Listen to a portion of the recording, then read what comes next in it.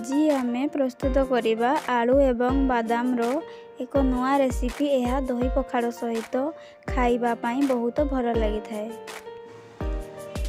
ଆସନ୍ତୁ ଏବେ ଦେଖିନେବା ଆବଶ୍ୟକ ସାମଗ୍ରୀ ଗୁଡ଼ିକ ହେଲା ଛୋଟ କଟା ଯାଇଥିବା ପିଆଜ, ରସୁଣ, ଅଦା, କିଛି କଞ୍ଚା ବାଦାମ,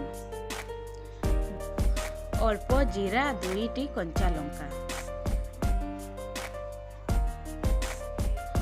ସରୁ ସରୁ କଟା ହୋଇଥିବା କିଛି ଆଳୁ।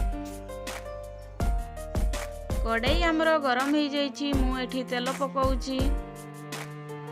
ତେଲ ଆମର ଗରମ ହେଇଯାଇଛି। ଫୁଟାଇବା ପାଇଁ ଜିରା, 2ଟି କଞ୍ଚା ଲଙ୍କା ପକାଇବା। ଏବେ ଆମେ ଛୋଟ କଟା ଯାଇଥିବା ପିଆଜ ଆଡ୍ କରିବା। ପିଆଜ ଲାଲ ଲାଲ ହେବା ପର୍ଯ୍ୟନ୍ତ ଭାଜିବା। ତାପରେ ଅଦା ରସୁଣ ପେଷ୍ଟ ପକାଇବା। ତାପରେ କିଛି ଛୋଟ କଟା ହୋଇଥିବା ଟମାଟୋ ଆଡ୍ କରିବା। ତାପରେ ତାକୁ ଭଲ ଭାବେ ଭାଜି ନେବା। ଏଠି ଦେଖନ୍ତୁ ମୁଁ କଞ୍ଚା ବାଦାମକୁ ଭଲ ଭାବେ ପେଷ୍ଟ କରି ନେଇଛି। ସେ ପେଷ୍ଟକୁ ଏବେ ମସଲାରେ ଆଡ୍ କରି ଭଲ ଭାବେ ତାକୁ ଆମେ ଗୋଳେଇ ଦେବା।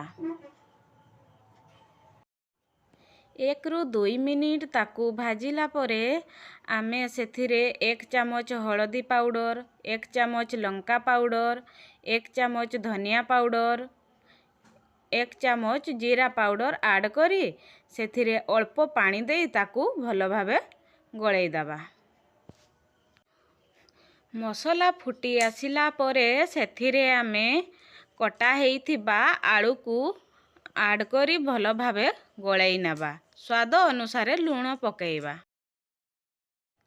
ତାପରେ ତାକୁ ଘୋଡ଼େଇ ନେବା।